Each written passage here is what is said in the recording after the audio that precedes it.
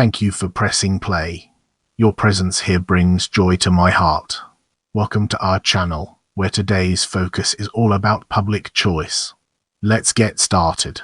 Public choice journal. Public choice, or public choice theory, is the use of economic tools to deal with traditional problems of political science. Its content includes the study of political behavior. In political science, it is the subset of positive political theory that studies self-interested agents, voters, politicians, bureaucrats, and their interactions, which can be represented in a number of ways using, for example, standard constrained utility maximization, game theory, or decision theory. It is the origin and intellectual foundation of contemporary work in political economy. In popular use, public choice is often used as a shorthand for components of modern public choice theory that focus on how elected officials, bureaucrats, and other government agents can be influenced by their own perceived self-interest when making decisions in their official roles. Economist James M. Buchanan received the 1986 Nobel Memorial Prize in Economic Sciences for his development of the contractual and constitutional basis for the theory of economic and political decision-making in this space. Public choice analysis has roots in positive analysis. What is but is often used for normative purposes. What ought to be in order to identify a problem or to suggest improvements to constitutional rules, i.e., constitutional economics. Public choice theory is also closely related to social choice theory, a mathematical approach to the aggregation of individual interests, welfare, or votes. Much early work had aspects of both, and both fields use the tools of economics and game theory. Since voter behavior influences the behavior of public officials, public choice theory often uses results from social choice theory. General treatments of public choice may also be classified under public economics. Building upon economic theory, the public choice has some core tenets that are predominantly adhered to. Due to this, there is no decision made by an aggregate whole.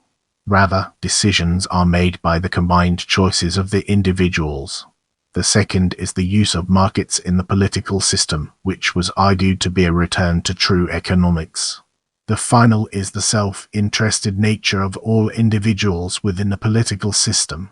However, as Buchanan and Tullock argued, the ultimate defense of the economic individualist behavioral assumption must be empirical. Only final test of a model lies in its ability to assist in understanding real phenomena.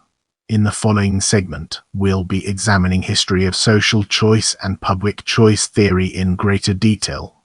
An early precursor of modern public choice theory was the work of Swedish economist Knut Wicksell 1896, which treated government as political exchange, a quid pro quo, in formulating a benefit principle linking taxes and expenditures. American statesman and political theorist John Celsius Calhoun is also seen as a precursor to modern public choice theory. His writings on political economy anticipate the public choice revolution in modern economics and political science. Some subsequent economic analysis has been described as treating government as though it attempted to maximize some sort of welfare function for society and as distinct from characterizations of self-interested economic agents, such as those in business. This is a clear dichotomy, as one can be self-interested in one area, while being altruistic in another. In contrast, public choice theory modeled government as made up of officials who, besides pursuing the public interest, might act to benefit themselves, for example in the budget-maximizing model of bureaucracy, possibly at the cost of efficiency. But social choice theory still has some drawbacks for the reader in that there are some assumptions that are uncertain. In this section, we'll be shedding light on modern public choice theory and its impact on our understanding of the subject. Modern public choice theory uses the basic assumptions, principles, and methods of microeconomics as an analytical tool to study and portray the behavior of subjects in political markets and the operation of political markets. Public choice refers to the behavior and process of what public goods are provided, how they are provided and distributed, and the corresponding matching rules are established. Public choice theory expects to study and influence people's public choice processes to maximize their social utility. Modern public choice theory, and especially election theory, has been dated from the work of Duncan Black, sometimes called the founding father of public choice. In a series of papers from 1948, which culminated in the theory of committees and elections 1958, and later, Black outlined a program of unification toward a more general theory of economic and political choices based on common formal methods, developed underlying concepts of what would become median voter theory, and rediscovered earlier works on voting theory. Black's work also included the possibility of entirely random outcomes in a voting structure, where the only governance over the outcome is where a particular motion falls in the sequence presented. Kenneth J. Ayer's Social Choice and Individual Values 1951 influenced formulation of the theory of public choice and election theory. Building on Black's theory, Ayer concluded that in a non-dictatorial setting, there was no predictable outcome or preference order that can be discerned for a set of possible distributions. Among other important works are Anthony Downs' 1957 An Economic Theory of Democracy and Manke Olson 1965 The Logic of Collective Action. The logic of collective action was fundamental in beginning the study of special interests. In it, Olson began to open questions about the nature of groups, including the lack of incentive to act with the lack of organization and free rider problems of these larger groups upon specialized groups' actions. Due to the incentive for concentrated groups such as farmers to act for their own interest, paired with a lack of organization of large groups such as the public as a whole, legislation implemented as a result benefits a small group rather than the public at large. James M. Buchanan and Gordon Tyke co-authored The Calculus of Consent, Logical Foundations of Constitutional Democracy 1962. Considered one of the landmarks in public choice and constitutional economics. In particular, the preface describes the book as about the political organization of a free society.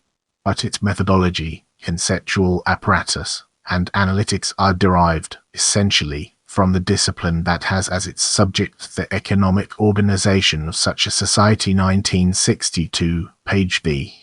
Buchanan and Tyke build out a framework within Calculus of Constitutional Decision-Making and Structures.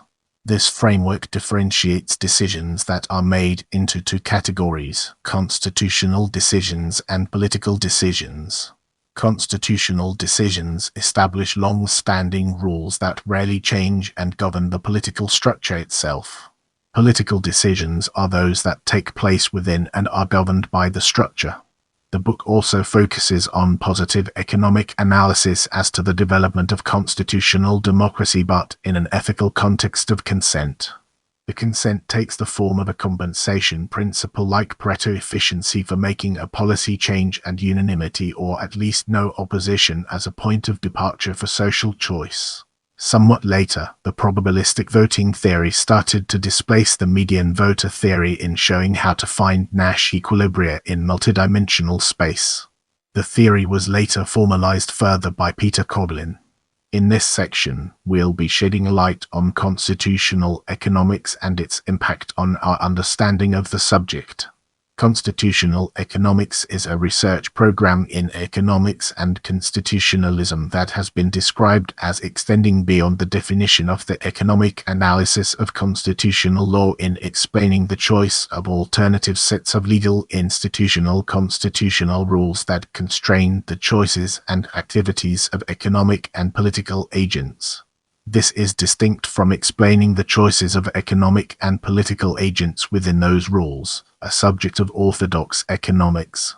Constitutional economics studies the compatibility of effective economic decisions with the existing constitutional framework and the limitations or the favorable conditions created by that framework. It has been characterized as a practical approach to apply of the tools of economics to constitutional matters. For example, a major concern of every nation is the proper allocation of available national economic and financial resources. The legal solution to this problem falls within the scope of constitutional economics. Constitutional economics takes into account the significant impacts of political economic decisions as opposed to limiting analysis to economic relationships as functions of the dynamics of distribution of marketable goods and services. The political economist who seeks to offer normative advice must, of necessity, concentrate on the process or structure within which political decisions are observed to be made. Existing constitutions, or structures or rules, are the subject of critical scrutiny. As we progress, let's shine a spotlight on decision-making processes and the state and examine its intricate interplay within our topic. One way to organize the subject matter studied by public choice theorists is to begin with the state's foundations. According to this procedure, the most fundamental subject is the origin of government. Although some work has been done on anarchy, autocracy, revolution, and even war, the bulk of the study in this area has concerned with the fundamental problem of collectively choosing constitutional rules. Much of this study on constitutional rules is based on work by James M. Buchanan. This work assumes a group of individuals who aim to form a government. Then it focuses on the problem of hiring the agents required to carry out government functions agreed upon by the members. In the upcoming portion, we'll be dissecting bureaucracy to gain a comprehensive understanding of its implications. Another major subfield is the study of bureaucracy. The usual model depicts the top bureaucrats as being chosen by the chief executive and legislature, depending on whether the democratic system is presidential or parliamentary. The typical image of a bureau chief is a person on a fixed salary who is concerned with pleasing those who appointed him or her. The latter has the power to hire and fire him or her more or less at will. The bulk of the bureaucrats, however, are civil servants whose jobs and pay are protected by a civil service system against major changes by their appointed bureau chiefs. This image is often compared with that of a business owner whose profit varies with the success of production and sales, who aims to maximize profit, and who can in an ideal system hire and fire employees at will. William Niskanen is generally considered the founder of public choice literature on the bureaucracy. The anthropological study of bureaucracy has mostly contributed to our understanding of how various institutions of governance actually operate, why they achieve the outcomes they do, and what their work cultures are. In this sense, the state and its various branches, including village councils and courts of law, have gotten special consideration. A focus has also been placed on non-state welfare and humanitarian organizations, ranging in size from tiny NGOs to significant supranational institutions like the United Nations. As we progress, let's shine a spotlight on expressive interests and democratic irrationality and examine its intricate interplay within our topic. Jeffrey Brennan and Lauren Lomusky claim that democratic policy is biased to favor expressive interests and neglect practical and utilitarian considerations. Brennan and Lomusky differentiate between instrumental interests, any kind of practical benefit, both monetary and non-monetary, and expressive interests, forms of expression like applause. According to Brennan and Lomusky, the paradox of voting can be resolved by differentiating between expressive and instrumental interests. This argument has led some public choice scholars to claim that politics is plagued by irrationality. In articles published in the Econ Journal Watch, economist Brian Kaplan contended that voter choices and government economic decisions are inherently irrational. Kaplan's ideas are more fully developed in his book The Myth of the Rational Voter, Princeton University Press, 2007. Countering Donald Whitman's arguments in The Myth of Democratic Failure, Kaplan claims that politics is biased in favor of irrational beliefs. According to Kaplan, democracy effectively subsidizes irrational beliefs. Anyone who derives utility from potentially irrational policies like protectionism can receive private benefits while imposing the costs of such beliefs on the general public.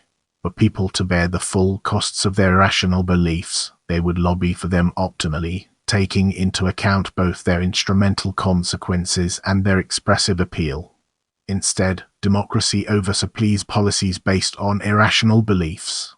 Kaplan defines rationality mainly in terms of mainstream price theory, pointing out that mainstream economists tend to oppose protectionism and government regulation more than the general population, and that more educated people are closer to economists on this score, even after controlling for confounding factors such as income, wealth, or political affiliation. One criticism is that many economists do not share Kaplan's views on the nature of public choice. However, Kaplan does have data to support his position. Economists have, in fact, often been frustrated by public opposition to economic reasoning. As Sam Peltzman puts it, economists know what steps would improve the efficiency of HSE regulation, and they have not been bashful advocates of them. These steps include substituting markets in property rights, such as emission rights, for command and control. The real problem lies deeper than any lack of reform proposals or failure to press them. It is our inability to understand their lack of political appeal. Public choice's application to government regulation was developed by George Stigler 1971 and Sam Peltzman 1976. In the next portion, we'll be immersing ourselves in the realm of special interests and examining its broader implications. Public choice theory is often used to explain how political decision-making results in outcomes that conflict with the preferences of the general public. For example, many advocacy group and pork barrel projects are not the desire of the overall democracy. However, it makes sense for politicians to support these projects.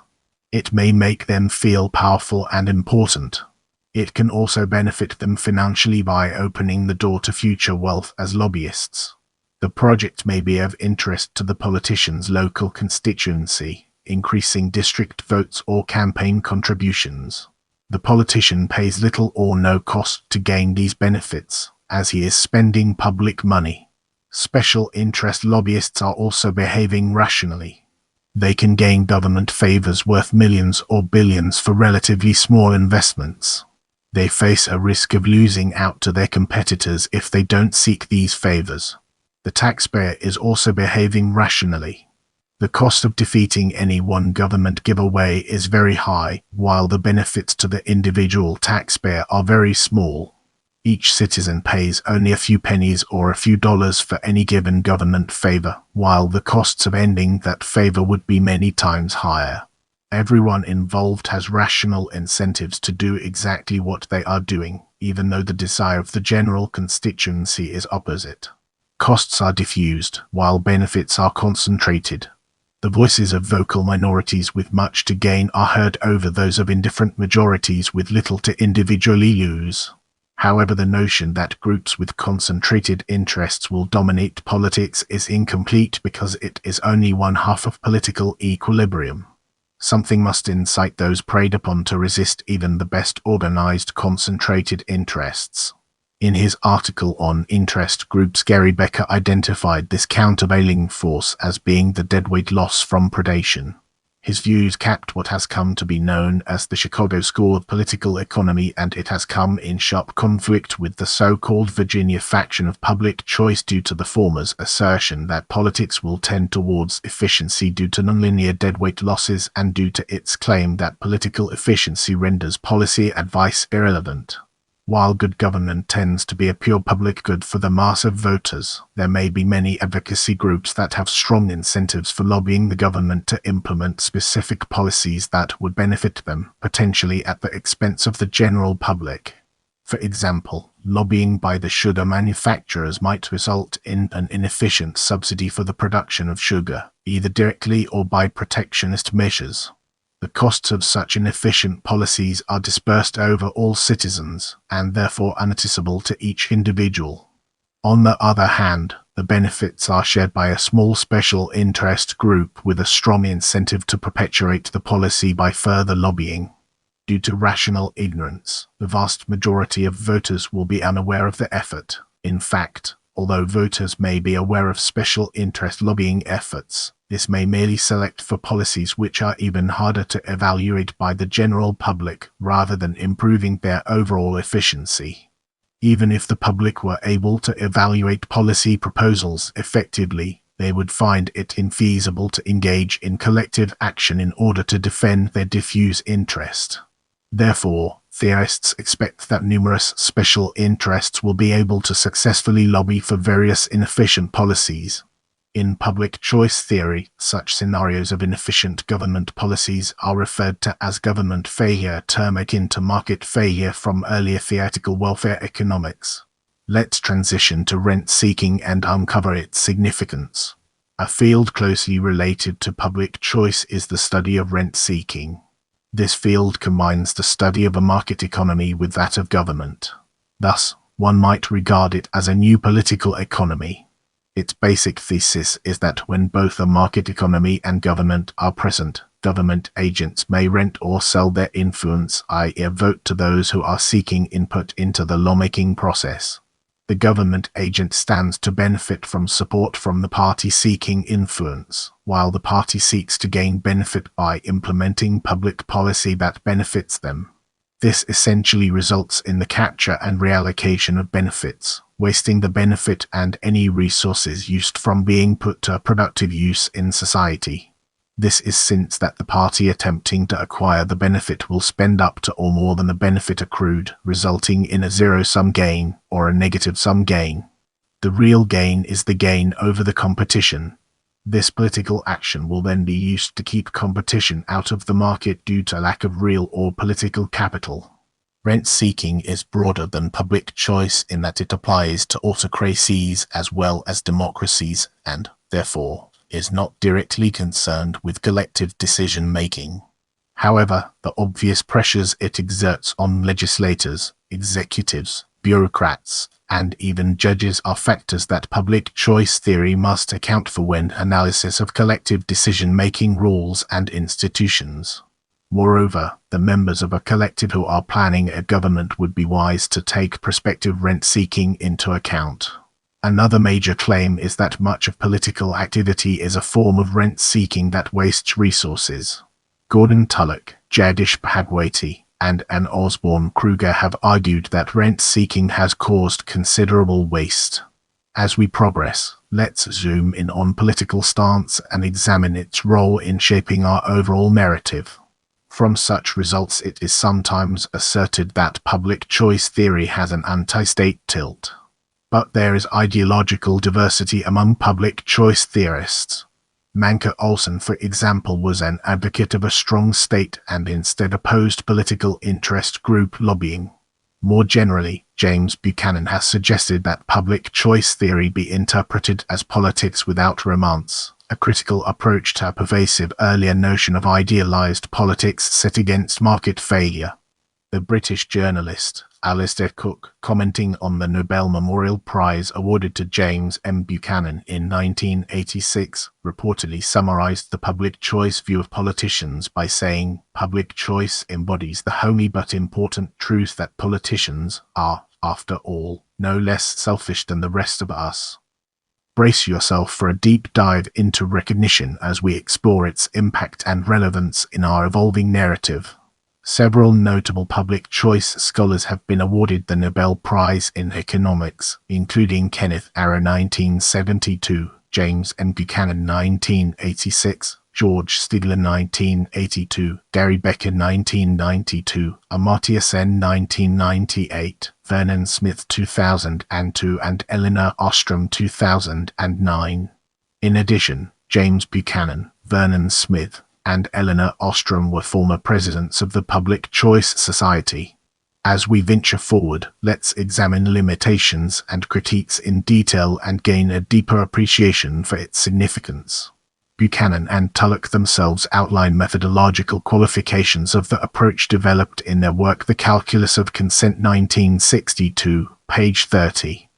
Then if the model proves to be useful in explaining an important element of politics, it does not imply that all individuals act in accordance with the behavioral assumption made or that any one individual acts in this way at all times. The theory of collective choice can explain only some undetermined fraction of collective action. However, so long as some part of all individual behavior, is, in fact, motivated by utility maximization, and so long as the identification of the individual with the group does not extend to the point of making all individual utility functions identical, an economic individualist model of political activity should be of some positive worth. Further, Stephen Pressman, economist, offers a critique of the public choice approach, arguing that public choice actually fails to explain political behavior in a number of central areas, including politicians' behavior as well as voting behavior.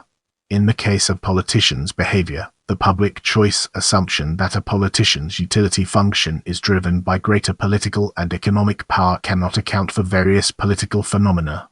These include why politicians vote against their constituents' interests, why they would advocate for higher taxation, fewer benefits, and smaller government, or why wealthy individuals would seek office. As for critiques concerning voter behavior, it is argued that public choice is unable to explain why people vote due to limitations in rational choice theory. For example, from the viewpoint of rational choice theory, the expected gains of voting depend on 1. The benefit to the individual if their candidate wins, and 2. The probability that the individual's vote will determine the election's outcome. However, even in a tight election, the probability that an individual's vote makes the difference is estimated to be effectively 0. This would suggest that even if an individual expects gains from their candidate's success, the expected gains from voting would also logically be near 0. When this is considered in combination with the multiple recognized costs of voting, such as the opportunity cost of foregone wages, transportation costs, and more, the self-interested individual is, therefore, unlikely to vote at all, at least theoretically. Pressman is not alone in his critique. Other prominent public choice economists also recognize that theorizing voting behavior is a major issue for the public choice approach. This includes critiques by Anthony Downs in An Economic Theory of Democracy, Morris P. Farina, and Gordon Tullock. If you have any suggestions for future videos, feel free to drop them in the comment section.